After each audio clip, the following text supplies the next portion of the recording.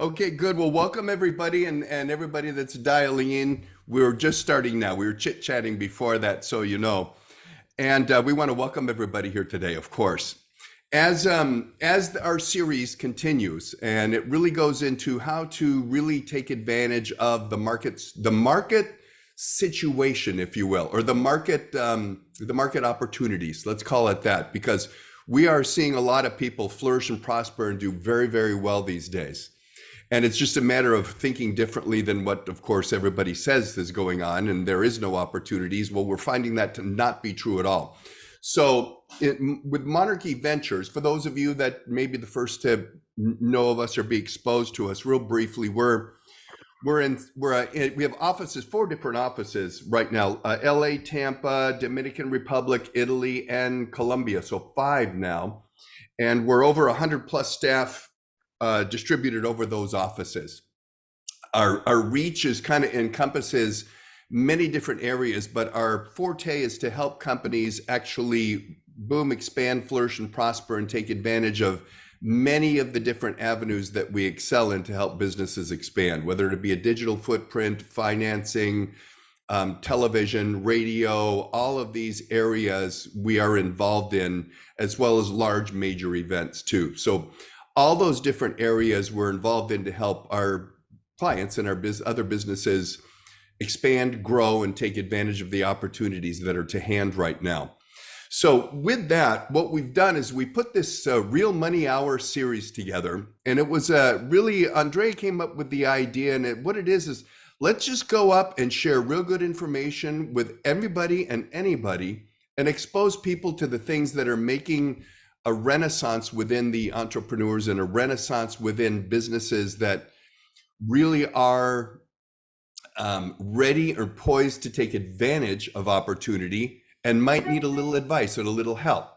This is strictly a webinar where we're inviting in guests, sharing information that will be beneficial to you. This is not a sales process at all. There's no course to buy. This is a strictly designed for us as a business community to share with each other and empower each other. We had a couple of guests, and what we're going to do is we're going to start with one of our guests, and we're going to go right into it because we very much value your time and we want to take advantage of the hour that we have with you. And we're actually going to start with an introduction by one of our partners, of somebody he has been working with a very long time. I've asked Rene for a little bio so I could introduce her, and then Dustin did it so well, I said, well, that's that. I'll just keep my mouth shut and we'll let Dustin do the introduction. But if you're on the line today, what we're really going to be talking about is how to leverage capital to your advantage, either now or in the future, or even more so, how to position yourself for that day when it arrives. And those are 3 different strategies, and we've got a couple of experts on all 3 of those areas with us today. And we're very, very thankful that they took time out of their incredibly busy schedule to come on the line and share their expertise with us and answer some of the questions. But Dustin, if you could do that intro once again of Rene, that'd be so fantastic. Happy to do it. And, thanks, Andrea, for putting this together, and Emmett for organizing everything and for having me. And Rene, thank you so much for joining. So, my name is Dustin Muscato, and, I'm partners with Andrea and Emmett, and also have my own company, Green Street. And I have had the pleasure of knowing and working with Rene Usher, who is a founder of a Charlotte-based investment bank called Dragonfly Capital. Rene and I have known each other for about 8 or 9 years. We've worked on a number of different opportunities together, and through that became close personal friends. And we have a series of different things that we're working on even as of today. And so I asked Rene to come on and share some of her insights in the investment banking world, which includes both mergers and acquisitions, financing, capital raising, as well as sell side advisory to companies that are looking to exit. And Rene will share a bit more about herself, but she's been doing this for more than 20 years, has worked with hundreds and hundreds of companies of all shapes and sizes across many different sectors. And one of the things that's unique about Rene, and I think is truly valuable to this community, as well as the just the market environment we find ourselves in today is that, Rene and her network, they're not ivory tower, sort of bulge bracket, global multinational investment bankers. They really understand what it's like to work with entrepreneurs in early stage, mid stage, as well as late stage, but what it really takes to prepare the company to be successful if you're raising money and selling your company. And she's on the ground with her sleeves rolled up, creating huge wins and value for her clients. So, with that, Rene, thank you so much for joining. It's such a pleasure to work with you, and thanks for being here. I'm excited to be here. Yeah, and we're really happy to have you. And then, by the way, Rene, is there anything we left out in the introduction that you would care to make sure we add right now? No, not really. I'm Australian. So if you hear the accent, I'm Australian.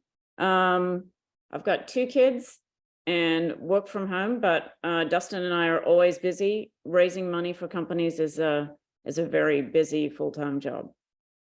Yeah, and we're also thankful for the modesty also, so everybody knows Renee's also involved in serving underprivileged children with her philanthropic endeavors, which I find many successful people tend not to mention because it's something that's very, so we get to toot our own horn. So it's very great to have you here.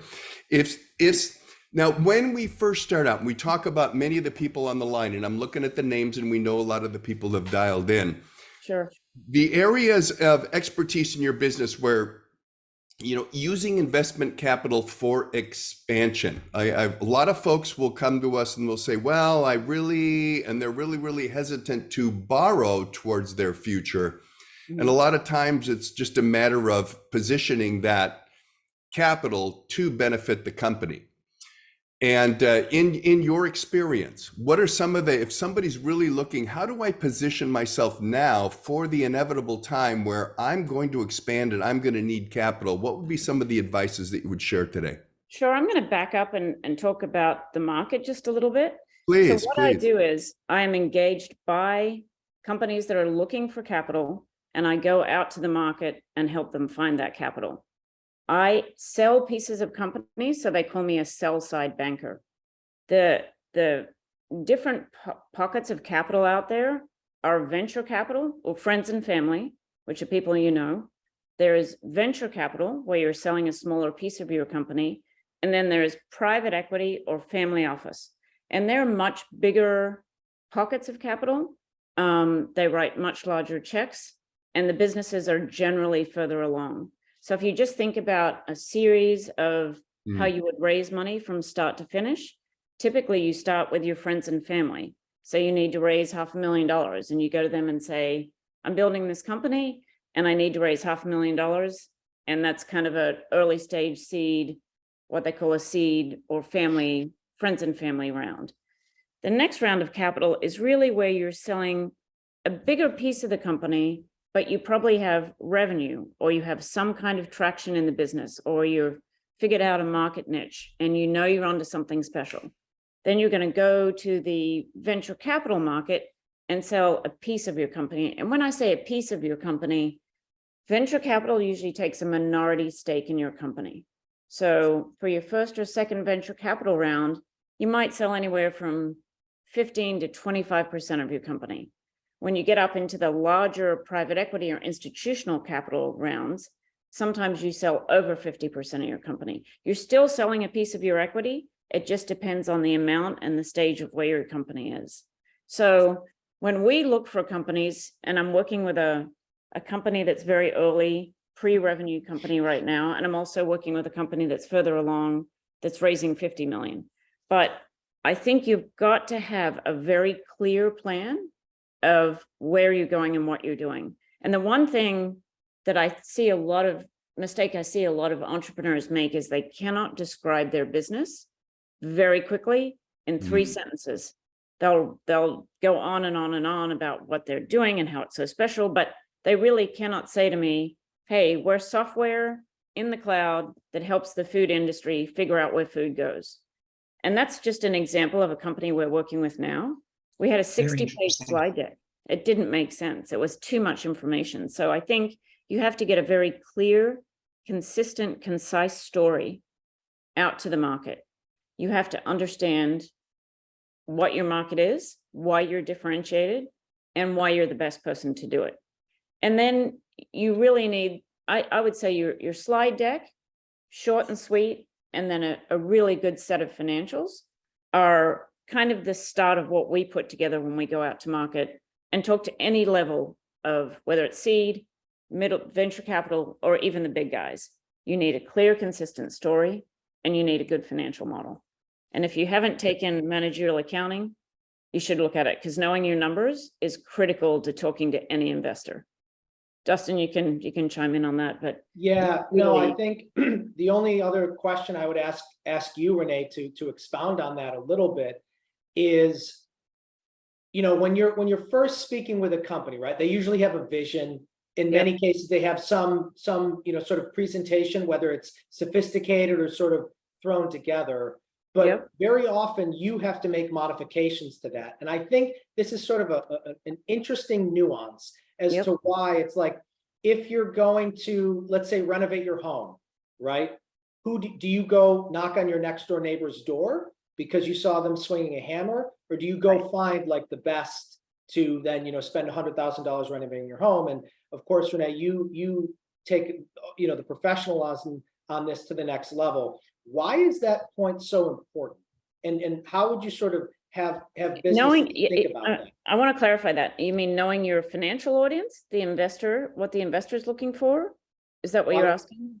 Both. I think you're answering the question already is what you're doing, right? So yeah, you need to, there's a lot of different investors out there. You need to understand your space and who invests in your space, right? And you need a very clear, consistent message that starts with what you, and I can send a page after this, you could send out as a kind of summary slide deck, but here you are in one page and what you do. Like I said, we are track and trace for the food industry. And then you need to say, this is my market. We had a company come in and everybody laughed at them because their growth trajectory was bigger than the market. When they ran their sales numbers out and did projections, it was bigger than the market itself. So what is your TAM? What's your total available market? Why is that important, right? And why are you differentiated, and why can you get a piece of that market? And then what's your management team? Why are you the best person to do this? And maybe it's, look, I've got all this traction and I've done an incredible job and I need to grow my product base. I need to expand into new territories. I need to grow my sales team because I've already proven myself and I can do this. So it just depends on what you're using the capital for, but a clear, consistent message and why your team makes sense. And then typically we talk about what the headwinds are. We're already showing year over year 30% growth, or there's going to be a rule in the industry where everybody's going to come and want to work with us, or just a reason why you have competitive advantages and why you will succeed. I think that's really critical because you have to, they call it build a moat.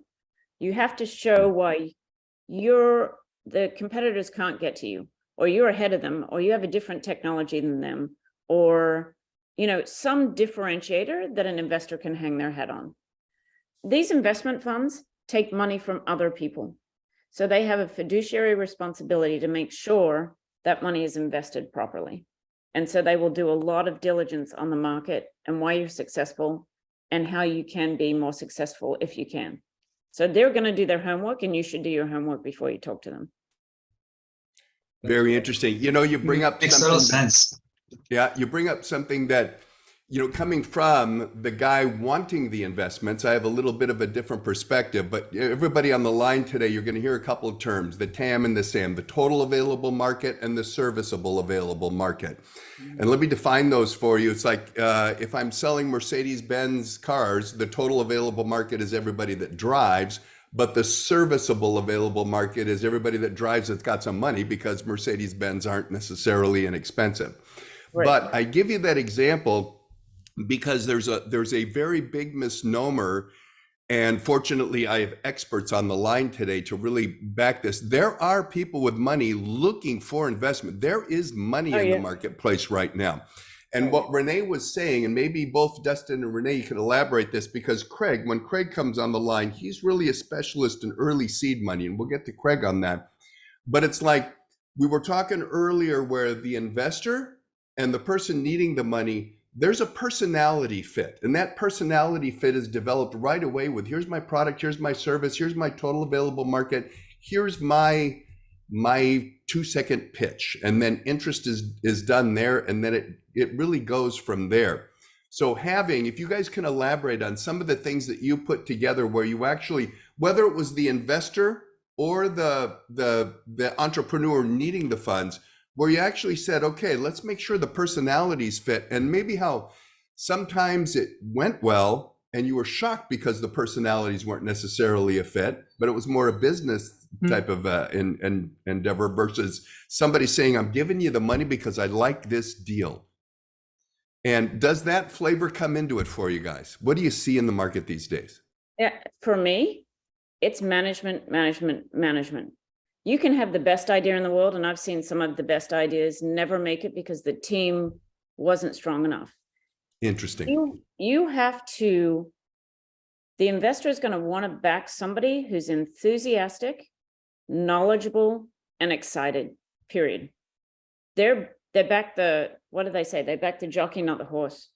You can have the best business, but if you're not excited about it and you're not willing to give 110%, and you're not willing to say, hey, I've done all this work and you can check this out, and if I just had this capital, I could be here, they're going to walk. They want someone who is super dedicated, super excited, and proven themselves. When I say proven themselves, it could be as easy as, we did this new way of shipping something, or we did this new way of, I don't know, whatever it is, whatever the business is, and it worked, and we have traction. And now we just have capital. And if we had capital, we could blow this thing up. They want excitement, and they want someone who is educated and excited about their business. Dustin, what do you think? Yeah, again, I mean, I think you put it perfectly, Rene. I'll add a couple of other elements to that, is that investors want to see things that make sense. They want to see things that make sense. And so if you're in the transportation delivery business, people understand that business. They're going to want to understand how well you understand your local market and what you're doing that is unique and interesting. And maybe it's that you leverage technology in a particular way that's unique and gives you an edge. Or I was speaking with a company the other day, as you know, many of you know, I work a lot in energy, as does Rene. And there was a company that was able to do about $1 billion in mergers and acquisitions about 3 years ago. And they had a very simple thesis. The people involved were had a great track record in success in residential solar. And they had identified the one key thing that was holding most companies back from getting to scale. And it was sort of speed to install of these systems. And they created an entire system around cracking the code on that. Everybody got it. The team was compelling, and they did like 50 deals in 12 months. I use that as an example because it's just people like things that are simple and that make sense. And even if you're doing something new, it can't just be an idea. You have to be able to connect the dots for the investors and build credibility. And I think these investors want to be excited. And this is going to sound, I can't even believe I'm saying this, but fear of loss is the largest motivator for these investors. If they think you're going to walk away and get them somewhere else, they're more likely to put the money on the line. I funded a $375 million deal by telling the fund, they're going to walk away from you tomorrow. Even though they weren't, I told them they were, and they signed the deal the next day.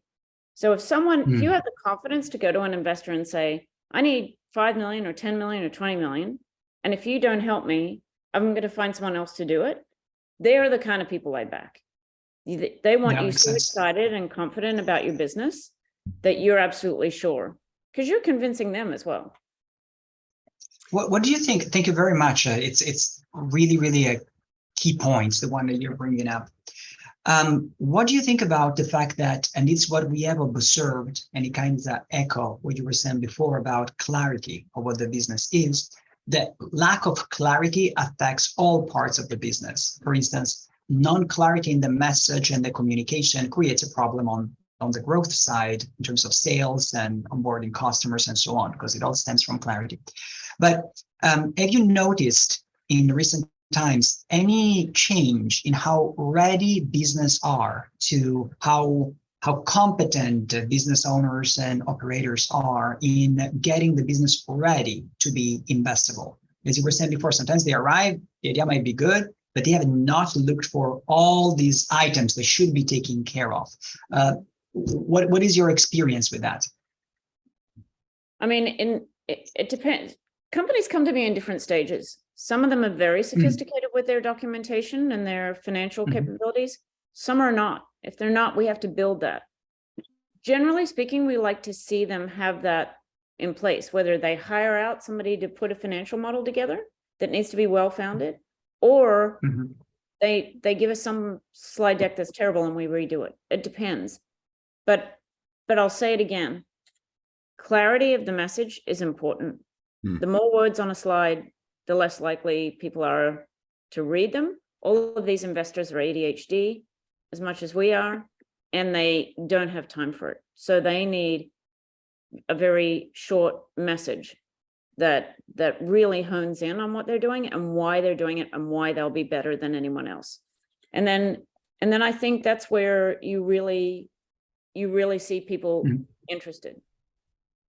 Makes sense. And right now, if you would have to, as we are talking about our mailing list of entrepreneurs is about 5,000 people, like 5,500 people at this point in time. It's growing every day since we started this project. And there are entrepreneurs of all size and shapes, and they're all looking at what the media are proposing right now as like news about the changing of the market. What is your outlook in the next 6 months? What should business owners and entrepreneurs look out for, or be ready for, or prepare for? If you have, clearly, each and every business is its own unit, but if you have any broad prediction or broad suggestion, it would be very appreciated. Yeah, I think we could head into a recession. And there's one book, and I tell a lot of people to read it. It's called The Lean Startup. And what that means, you have it.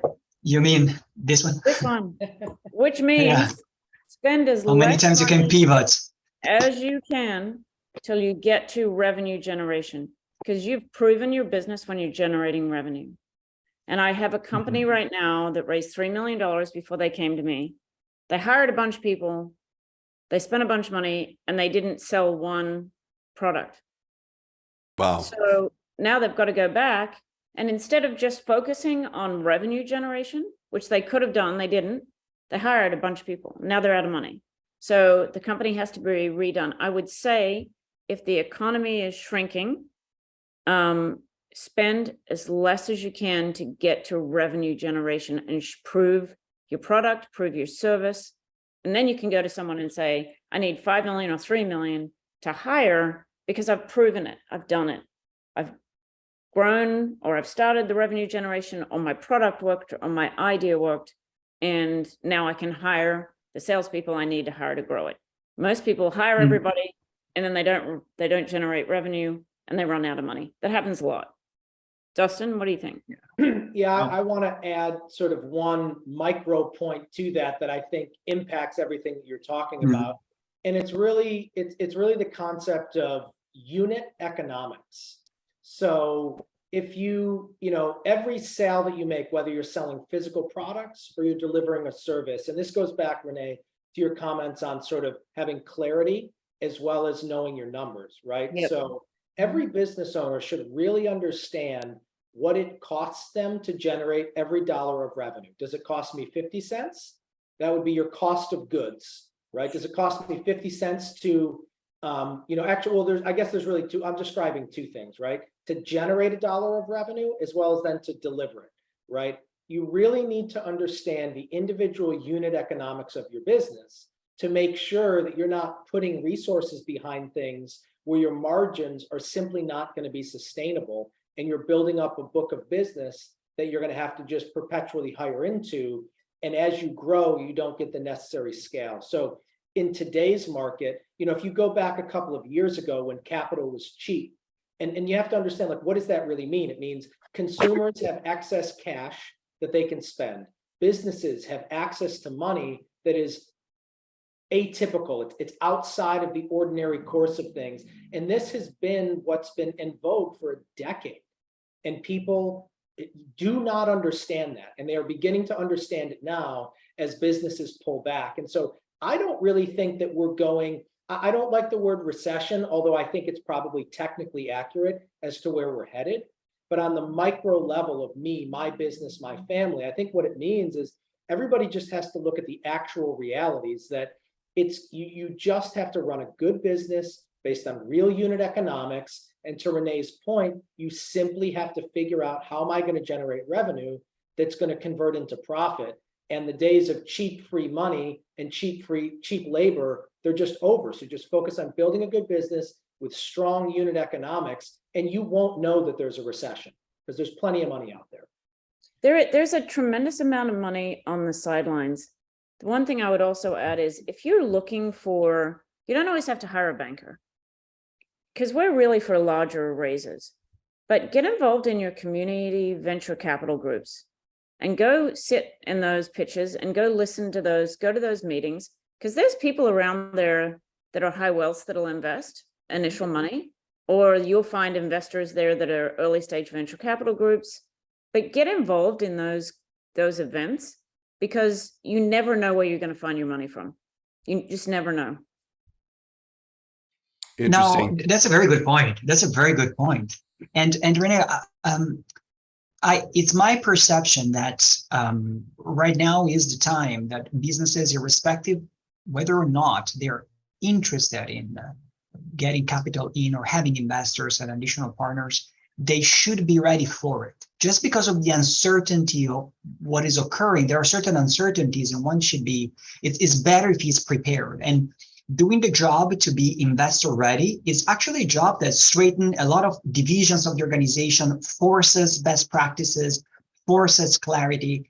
So I feel that is a very good suggestion that we can make to entrepreneurs is, irrespective of what you want to do, be investor ready. Like, it's always an option, and you need people to be able to work. Is it something that you think is correct? Yeah, you should be investor ready day one. You should have a pitch deck and a financial model day one. And you never know when someone's going to come along and say, I love this idea and I want to invest. What have you got? You want to have it ready, whether it's you're just starting out or you're really far down the road. You want to make sure that you're prepared in case someone comes out of the blue, because they do. Kind of going back to what you were saying, management. One of the first things you should do with good management is make sure you're ready for just that, because that is sometimes, especially if you can acquire a competitor with that venture that puts you into a whole nother sphere that's into your existing proven management structure. So as an investor, we've got an acquisition of somebody that's maybe a company that's not doing so well into a company that has very good management structure. That's, I would think, just a slam dunk for an investor. Yeah, I mean, investors come in to help the company grow, whether that's organic growth or growth through acquisitions. They make their money when they sell a company. And venture capital has a 2 to 5 year time horizon where they want to be out of the company and show a good investment, because that's how they make their money, right? They get bigger and bigger funds and they do more and more deals that are successful. So they're going to want to make sure it's a win for everybody. And they want to see markets where you are defensible and where you are ready. There's billions of dollars there's trillions actually on the sidelines, but it's making sure that when you find that investor, that they are ready to see what what your plan is. And when you get investor ready, you're really building a full business plan, even if it's a 15-page slide deck. You're really thinking about your markets, your management, your competition, your moat, why you've got competitive advantages, and then why you can grow it. You need whatever historical information you need to today, maybe 1 or 2 years. If you don't have it, you start today, and then you project 3 to 5 years out. Now, who knows what's going to happen in 3 to 5 years? No one knows with your business, but they're going to drill down on those first couple of years. And so you need really good assumptions about your business and where That it comes. makes a lot of sense. Now, on this note, another thing that it was the third type of question that we have received, and it also pertains to one of our strategy as Monarchy specifically, is the fact that if you are in an industry that is very fragmented, for example, the marketing industry has a bunch of various players of different level of competence and so on. I do believe that in the next couple of years or the next 6 months, really, there will be a lot of people that will be ready to sell. There will be a lot of people that will be ready to go, okay, it's getting a bit too tough at this point. I'm interested in moving out of this particular game. I see it as a great opportunity to change the way a fragmented industry grows, which is not necessarily organic acquisition, meaning you do promotion, you get customers in, but is acquiring other players that maybe don't have the structure, the strength, the competence to nurture their database and make it more successful, you know? So I see that as a very, very interesting approach. Like also sometimes certain formulas or certain ideas don't work too well as a small ecosystem. Like in the small unit, they don't work too well. For example, the data that we are able to gather in the dental space, because we have so many clients, allow us to make, because it's big, we can make micro strategies that work. But we wouldn't know if we would be doing just small strategies, or if you had just a few offices. We will not be able to see as much, but we have over 280, so we are able to see much better for obvious reasons. So what do you think about the fact that there will be a lot of players that will be ready to move out of their business and their activity, and the fact that companies can be ready to then proceed in being in acquisition mode? Do you see it as one of the main driver of the next 6 months or a couple of years, especially if we go into recession? Yeah, I think so. I think there are going to be a lot of companies that won't be able to make it. And so they'll be looking for someone to acquire them, whether it's an investor or whether it's a company that's already in their space. And so acquisitions are a little tricky because it depends on how you want to pay for the acquisition. Are they cash flow positive, so you can raise some debt and pay for it with cash? Are they asking for some of your shares? You know, what's the exchange? What's the medium of exchange to bring that company on? Typically, you've got to have a very good, you've got to work really well with the people, right? Because acquisitions are all about assimilating people.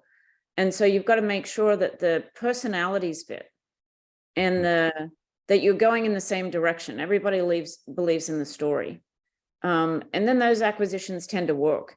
I've seen them not work when the person being acquired has a big ego and thinks that the business should be this way, and they're not willing to change. So there's a number of things, like how you're financing it. Do the personalities fit? Is it a product fit? Are your products the same? Are they slightly different? And then is it accretive? And when I say accretive, I mean, can you buy the company at a low enough price that when you bring it on, there's an immediate step up in value? And I think those are the key things I would look for if I was what we call a platform company acquiring smaller companies. Sometimes they don't. That's gold. Sometimes they don't work out. That's really gold. One other thing I would suggest is you want to see you do it, you know, an amount up front of what you're willing to pay. And sometimes they do what's called an earn out. So for 1 to 2 years, they earn their sale price if they perform. Because what you don't want to do is pay $5 million for a company and the next day everybody quits, right? So you want to make sure that when it's structured where everybody's incented to move forward and grow the business together. That's beautiful, beautifully stated. Emmett, do you agree? We can have some of the audience ask some question to Rene before stop abusing of her time. If there is anybody that has any particular question, we appreciate it. You can use the chat box to write them or the Q&A button. to connect Yeah, with us? let me look here real quick, and then before I switch over to that, and then we'll bring on Craig because he's really early seed, and it's kind of a different flavor that we're bringing to the call today. What would you the biggest barriers that you see that entrepreneurs are having today? What would you give me your top three? Dustin, Rene, I see people doing this, and it's so easy to fix, and yet it's so prevalent and it's happened so much. Anything along that nature was something they can take from this call today. I really need to focus on that. That was a hot tip. I would say focus, focus, focus. Don't lose your focus. Don't start a business and then try to find it in 10 different directions. Go after your market and just stay after it. And it's so easy to veer off, and it's so easy to say, you know, if I took my business in this direction, I could have a bigger market. But focusing and succeeding are critical. So I think a lack of focus, I see a lot of companies that say, I had a company that's tracking and tracing, and I mentioned it earlier, food products. And they're like, as soon as we finish food, you know, next week we're going to go over to pharmaceuticals and track where the pharmaceutical comes from. And then we're going to go, and I'm like, no, focus on one product in one vertical and be successful in that area. So I would say focus is a big area. Not knowing your financials is important. I would say having an interim CFO or a controller or someone to make sure you're spending your money wisely would be important. No one wants to see books that are just a complete mess. They don't. So an interim CFO and someone that can help you do projections. I'm trying to think of the third thing. Unrealistic expectations. So you don't really want to cut a deal. You're going to walk in and you're going to say, and this happened to me 5 years ago. I had an investor. We spent 6 months getting him the right investor. And at the last minute, when we were about to sign the deal, he said, you know what? I want 1% of my company more back. And it blew up the whole transaction. And he ended up failing because he couldn't get money. But a fair deal, so being fair, I think is critical to doing the right transaction. Yeah. You sent an article around this morning, Dustin, that was really kind of stating just that. Is that your experience as well? Yeah. I think having realistic expectations and really understanding what the value drivers are. I mean, it's revenue and it's profitability, but there are very particular things in any industry, which is what the investors are focusing on, and it's how they're going to value your business. And so it's just really important to understand what those things are. So, you know, you don't have, you know, hey, we think our business is worth 50 million, but every investor you talk to thinks it's worth 25. That's going to be a very difficult conversation. And in any event, I think really understanding where that value creation comes from. And then you're going to have a sense of what's important to investors. The only other two tips that I would give, which are more sort of, I think, operationally focused rather than particularly investment focused, is, you know, right now in the market, I think there are no sacred cows. Okay, it means that there's no room. So a sacred cow is something that, you know, it's like it's untouchable, right? You have to drive around it. You can never ask questions about it.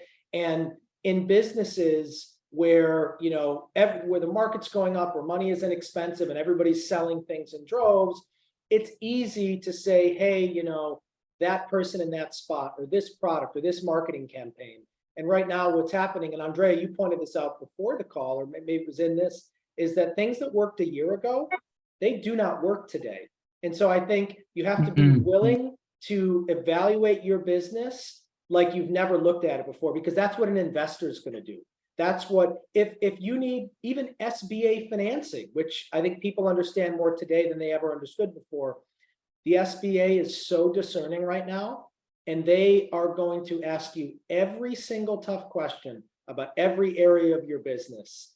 And so there are no sacred cows. You need to be willing to evaluate your own actions within your own business, your, you know, what you're charging your customers, who is working for you and what positions and what they're paid. And you just have to take a real honest look at where the value is coming from in your business and be willing to make changes based on the environment. Emmett, you and I spoke about this earlier.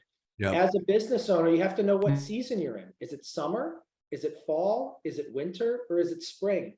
And if you live in the Northeast like I do, we get the full inflection of 4 seasons. And so don't go outside when it's 0 degrees out and think you're not going to be cold. So as a business owner, we're in a different season than we were in 24 months ago. And you may need to put on a warm coat, even though you don't like it, but you need to. So. I saw somebody, I think Cassidy, asking a question here on financing. This is something that we didn't go over, but I think it's important. There's debt financing, which is where you take money and you have to pay it back with interest over time. And then there's equity financing, where you sell a piece of your company. And so they're 2 very different areas. And Cassidy was asking, should I worry about making payments only if you take on debt financing, which is typically through banks? There are other groups that do it, but we're primarily talking about equity financing, which is where you sell a piece of your shares or part of your company to an investor and typically an investor comes in. People get afraid of investors. They don't come in to destroy your business. Everyone's like, oh, this guy's going to come in and ruin my company. No, they're not. They want to make a return. So they're going to come in and try to help you grow. They're going to bring in sales. They're going to bring in maybe finance people. They're going to find the weaknesses and try to bolster your company, because they only make money when the company sells in 5 years and they get a return. So people get really afraid of, oh, these equity guys, they're out to screw me over and they want to take this and that. There's a paranoia, and they don't invest that way. They're there to help you grow the business and sell it. Beautiful. Good That's advice. a very good. David, good luck with the steel manufacturing deal you're putting together. And I think Elio had a question earlier. I couldn't quite make out the question, Elio, if you can reword it. But we wanted to, and you bring up a very good point in, there's equity and then there's debt. I'm borrowing and I need to pay it back, versus I'm giving up a piece of my company and then I'm now taking on a partnership of some degree of involvement. And that's what we do a lot of times. We'll have companies come to us and we'll help them and it's the area that they need help with. Sometimes they just, I'm really good at this, but I need help with this. And then we can always kind of make something work that everybody wins. Now, as far as debt borrowing, a lot of times, and you mentioned earlier, and if Craig's on the line, well, we probably comment on this, because he's really an early seed kind of money kind of guy. We've got 280 plus, I think, dentists now in that vertical market that we service. And a lot of times the doctors will need some funding to get themselves by in lean months or something like that, or they want to just grow the business. But then we also have a tremendous amount of entrepreneurs that just need that early seed money. I need $500,000. I need, and right now, these days, there's another opportunity in the marketplace that we were kind of surprised to stumble across. And Craig, are you on the line, by the way? Do I have you here, brother? Yeah, Craig is on the line. We just wanted to thank very much Rene for her time and for being with us. You've been so gracious. And what you have provided is real gold, and we are very, very appreciative of your time. You're amazing. Thank you. Awesome. Thank you. Very much. And Rene, the one sheet that you referred to, I'd love to get a copy of that. Can I hit you with an email afterwards? I could do what a slide deck should look like. And here's a good, beautiful. Here's a slide deck, which is just, really the steps I talked about. Yeah. Thank you so much. Yeah. I'll get one of those over to you. Beautiful. And thank you. And we'll share it with the audience. Yeah, awesome. This is really from the kindness of our heart. We very, very much appreciate your time today immensely. Okay. Thank you, Rene. Thank you, guys. Great Bye. stuff. Okay. Bye. And then our next speakers, now we're going to shift a little bit into the early seed money phase. We have a lot of entrepreneurs that like, hey, I need 200, I need 500, I need some, and it's more of a debt play, but it's like a dentist that has a lot of money coming in from insurance will actually use money to fund their business and get through. There's good reasons to actually use debt funding. instead of equity funding. And one of the gentlemen that we've been lucky enough to strike up a relationship with, Craig Craig's been, boy, I tell you, a bit of an educational godsend to us all. And he's been really around finance, helping others achieve their goals for like a couple of decades, couple decades playing with finance. And earlier on, ran the largest, I find this is so interesting, ran the largest Honda dealership in the country for 6 years. Wow. And if you know anything about an industry that ebbs and flows, it's the automotive industry. And it ebbs and flows, and to survive that with the largest one over 6 years speaks to management. Once again, so Craig has a lot of management expertise as well as a lot of expertise in finance. He's dialing in from California right now. I'm looking for the tan. I don't see it quite yet, but he's working on it. So you go from Texas to California, you got to get on. It's the tanning booth, huh? We anyway, got a out here, man. Yeah. I want to introduce everybody to Craig Davis. And Craig, anything that we didn't get in that little introduction that you think pertinent to tell everybody here today? No, I've been working with banks and lenders for over 20 years, and underwriters jobs, we joke about it, the ones I deal with, and we have about 150 lenders in our database. Underwriters jobs are to say no. Bank reps, the guys I deal with, vice presidents, regional managers, myself, our job is to get them to say yes. And so, no, you did a great intro. Rene had some really excellent things. What I do is a little bit different and kind of can bridge to what she does. We have a lot of businesses who are trapped, and I've talked to everybody with the Monarchy team and everything about this.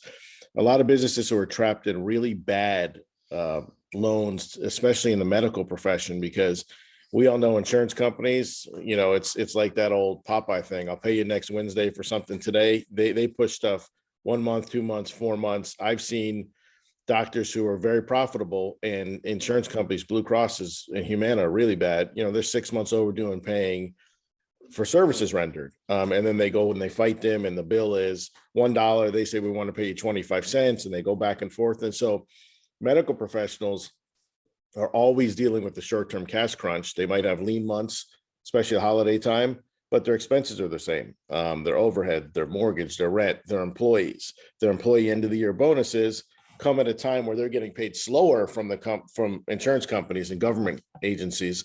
And so they get trapped in these cycles of very high rate, almost like payday loans for the business. I can't tell you how many guys I've seen who have phenomenal credit, a phenomenal 30 years in practice, phenomenal business, and they're getting hammered by 40-50% interest rate loans. And so what we do is we do a couple things. We're working on bringing for the medical professionals a better consumer finance option than Care Credit and some of the other ones, which Andrea and I and the team are working on. But on the other hand, as Emmett had said, a lot of these business owners could use a 5, 10, 15-year loan with a once-a-month payment that's a prime plus a couple points. It's a reasonable loan to help grow their business. So they have a debt service, which is different than Rene was saying, not equity. They know every month I took $500,000 to grow my business, to buy out a partner, to hire, to open another location. And I have a normal payment, just like a mortgage payment or a monthly payment. The loans that we help facilitate with lenders are a simple interest and no prepayment penalty. So if you get a loan today and you come into money in a week and you want to pay it off, you paid interest for a week. So we help some of these businesses break the cycle of the almost predatory loans that they get into to keep stuff going when receivables are slow, when other things are slow, and we get them good money to take out bad money. Now, there are also, and I think right now, sure. Right now, sorry, Craig, I definitely want to talk more about it because you have different type of loans for entrepreneurs in general. But for us on the marketing side, we have seen that the following two scenarios, which are extremely relevant for businesses right now. One is when a business should proceed aggressively tackling the market. And sometimes they need more money than what they have in order to succeed. But it is like, in order to fight in the market, you need a missile, and you can't go with a stone. Like you can throw a stone if you need a missile, right? So being able to finance the growth in this sense, it's becoming more and more important and making the difference. in doing the strategies. Is your wife next to you? I saw an arm coming up. Now here, look, say hi. Say hi. No, our 9-year-old. I'm working from home today. Oh, hi. But so I can't go to Hi. school. Well, they're allowing us, but I can't go. Oh, I love a her day off already. of school Please never invite hurt her anybody. always. I got the boss. Yeah. No, and you both bring So- up a good point, and I'm seeing in the chat we've got, both Dustin, Andrea, and I came from the energy business where we would buy the gas long before winter came when we would sell it. So what we were doing is we were borrowing money against money that we knew was coming in. Receivables, yeah. So there's a real, when we're talking to Craig, one of the things is people get up in these high debt interest loans because they just don't know that there's options where lenders are looking towards scenarios like that. And to be able to talk to Craig or somebody in that line of business, and it really is like, okay, what do you need the money for? Because I'm seeing, and a lot of the funding is personal guarantee on Yeah. top of it, Craig. So Yeah. this is like with the right scenario, and it's one of those where, once again, if your deck or your presentation of what you're doing is well thought out and well put together, even as a early seed money, like somebody that you would bring it to, Craig, is just as important as when you're actually, going for up in Rene and Dustin's leagues when you're in multi-million-dollar. What would you, could you comment on that, Craig? Absolutely. Sorry, I put myself on mute for a second. So one of the things that you said is even on the bad money, on the stuff that doesn't really help people grow, and they're just now trying to make more to service bad debt, they have to personally guarantee things. The stuff that we do, a lot of it is personally guaranteed, but it's unsecured. So there's no risk. Something happens, your business takes a downturn, whatever the case may be. You're not pledging any assets. You're not pledging your house, your car, your business. There's no UCC liens filing on the business. It's huge because I never, that's not how we sell it to people, but stuff happens, right? And say, listen, if you get sick, if a partner, whatever, leaves, whatever the case may be, I've seen businesses crumble, somebody gets divorced, but whatever the case may be, this is all unsecured money. So that's a really good selling point. But as you were saying, what you were doing in the energy space, the receivable side of it is you're basically borrowing money now with what is coming in the future. But the good thing about it, as Andrea said, the best time I tell people to take money is when they have money. I've got a guy right now and he's got high 7 figures in the bank, doesn't need to borrow money. And lenders are asking me, why is this guy 850 credit, does 12 million a year revenue? Why is he borrowing money? Because he'd rather spend your money than his money. Okay. And now he's going we're raising him about $8 million. He's going to buy another competitor that's probably going to 4 to 5 times ROI, quadruple his money in maybe 12 months or less. He may even go public.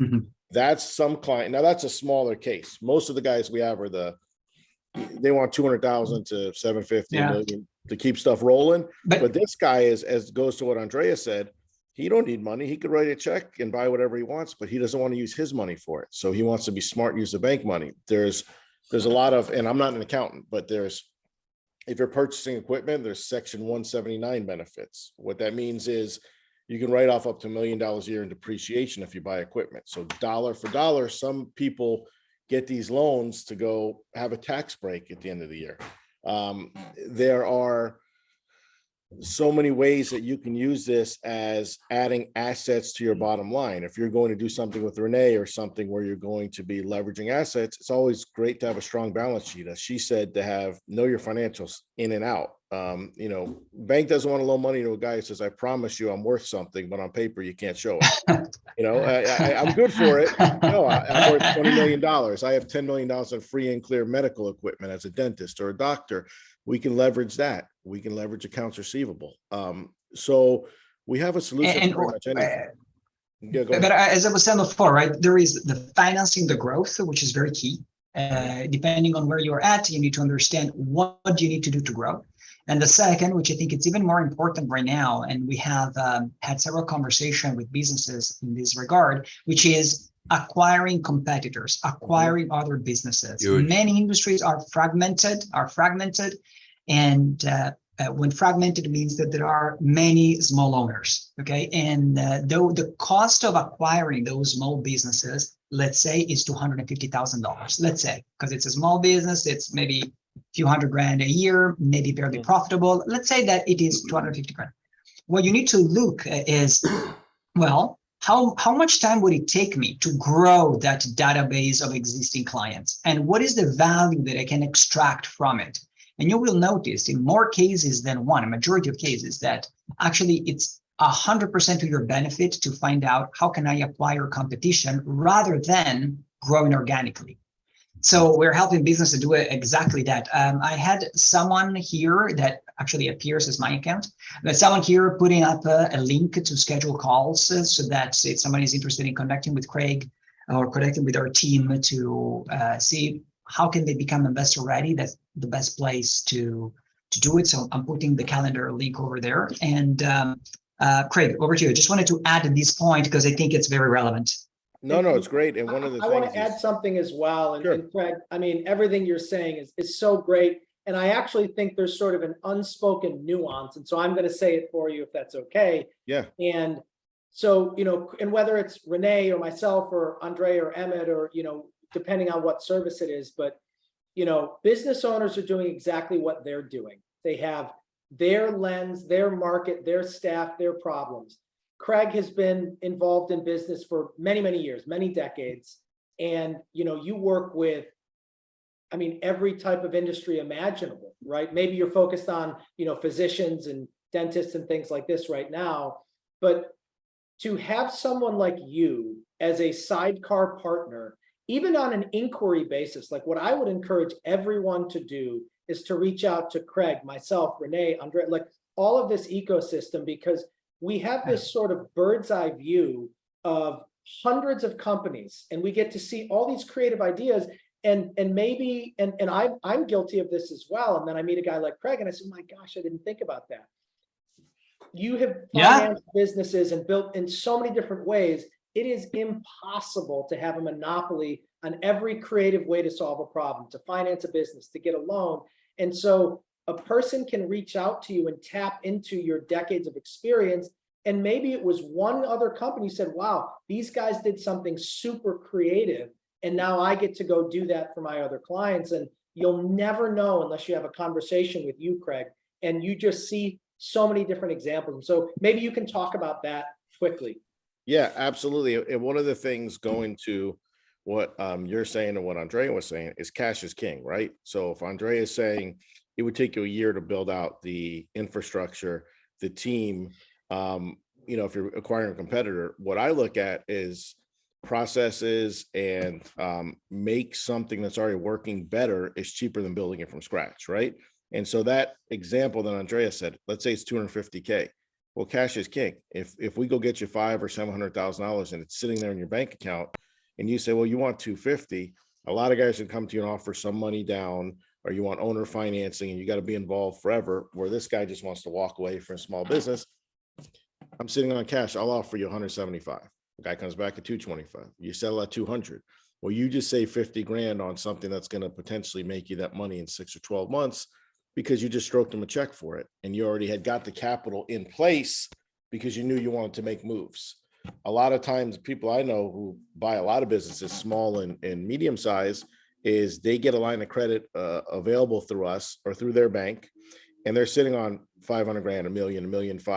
And when the right opportunity comes up, they jump on it. Yep. Because a lot of these opportunities aren't advertised. It's just like if you're flipping houses and, you have, a line of credit you draw from, or you're, inherently rich, you could literally knock on somebody's door and say, I want your house, because you saw the last time they listed it was 3 million and you can sell it for 6, or you want it for yourself or whatever. But a lot of the best opportunities aren't advertised. And when you have dry powder, so to speak, in the gun, then you can make things happen when they weren't necessarily thinking about it sometimes.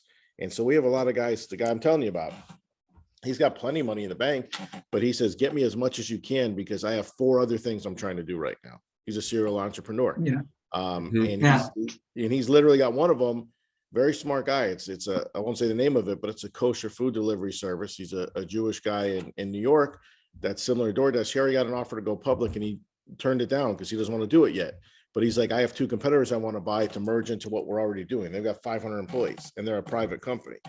That guy's looking, he says, if you can get me 10 million, 20, I'll take it all because it's going to make me money. Right now, we do most of the stuff on a smaller scale and our stuff's a lot faster than Renee's. So, anybody who, is looking for 200,000, 500, 750, depends on the case. We can get it done in 5 to 7 to 10 days sometimes. And that can make the difference between saving your business, paying employees. We just got a guy $350K who he's got a solar company and he's got contracts with Fortune 500 companies. Honeywell owes him $900,000. They just said, we're going to pay in February, not December. He can't really do anything because it's contractually they can do that. And now he was scrambling. Last Friday, we got him 350 grand, literally overnight. In one of the not as good loans we talk about, but it was needed for him. He tried 10 other companies, nobody can get it for him. We got him 350K, literally funded it at 4:00 on Thursday. On Friday, he made payroll. And the guy was, so thankful. Now we're coming up with a plan to get him out of that and get him to better long-term money. But but sometimes you got to do what you got to do. There's no myth. Screw it. I want to say 2 things. I want to say a couple of things. One, always remember that Tesla has been on the brink of bankruptcy for most of its life. Yeah. So so otherwise, there is no shame in going through the wires and going through the difficulties of business. It's weird if you don't. It's weird. It's like, no, nothing happens. Everything is perfect all the time. No, that's weird. And that, the only time that right happens is when you inherit your dad's thriving business. There you go. Yes, well, that is great. Jackpot. And the other thing is, right now as Monarchy, we are looking to find collaborations, buy businesses. We might be the people that you're looking for to help you go to the next level in your activities. So please use the link that we have created to schedule appointments and have a conversation. We see if you are your partner, the right partner, or if we can position you and help you connect with the right people. Whether you want capital or maybe you're got to the point where I am here. I don't know how to go to the next layer. And please, in closing, please do not listen to online gurus. The guy that tells you, it takes 5 minutes. It takes 5 minutes to do nothing and get $15 million by reselling to people these files that I downloaded for free on this website. That thing is not real. Okay, let's just tell you, those things are done so you buy their life solution for $49.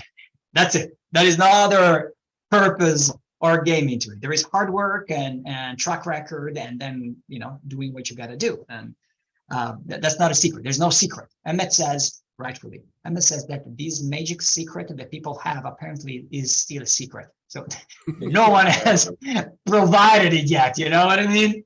So Emmett, over to you in closing.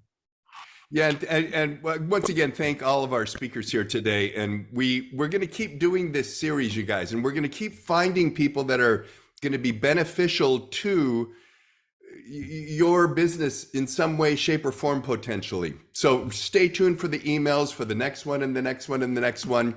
We're going to be shifting, the power of surveys and some technical information on how to really grow your business in a digital marketplace with things that when we find successful actions, we want to share them with you.